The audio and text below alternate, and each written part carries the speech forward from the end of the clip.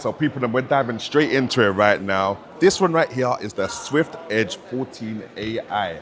And the reason I'm gassed is because not only do we have like 32 gigabytes of RAM, terabyte of SSD, Intel's latest Ultra Core 9 processors in there. But as you can see, this thing is silly lightweight, fam. Now, we've got enough USBs on the left. Well, to be honest, we've only got one really. USB 3.2 Gen 2. Got a headphone port there as well.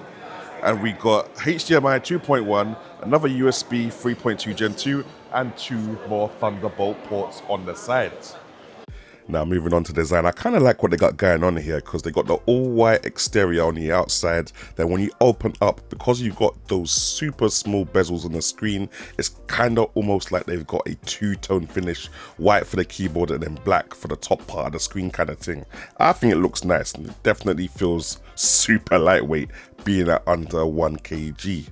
Now moving on to the keyboard area, you got the single color backlit LED thing, no RGB madness like you do get with most of the other gaming laptops, but decent spacing with the keys at least, so typing feels really comfortable. Now with the touchpad, you don't really get any of that magic that you get with the Swift Go series where you can swipe across, you get lots of other key shortcuts there and macros. It's just one of them ones where it will light up in the top right corner if it's using the NPU, which is cool I guess, but I don't know, for me it just feels kind of useless. But yeah, it is what it is, isn't it?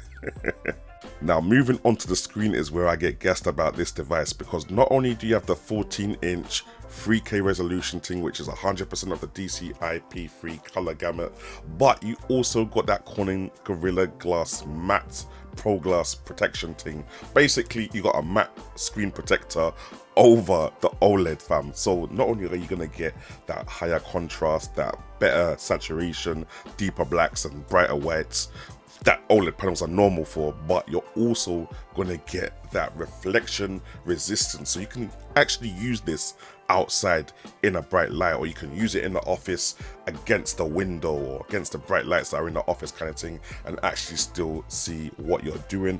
I'm hoping that Acer are gonna switch to matte protection or matte kind of film coverings over a lot more of their OLED panels, fam.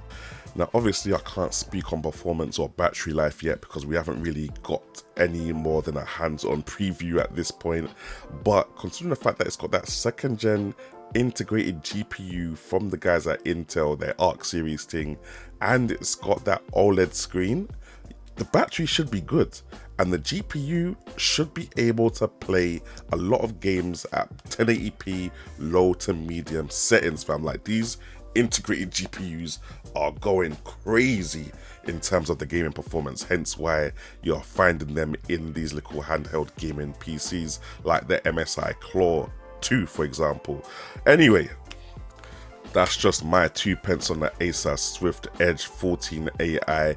This is like the middle of the range Swift laptop from the guys at Acer. Below it, you've got the Swift Go series, and above it, you've got the Swift X series, which I'm going to talk about next. So stay locked, fam, and make sure you subscribe and like for more content like this.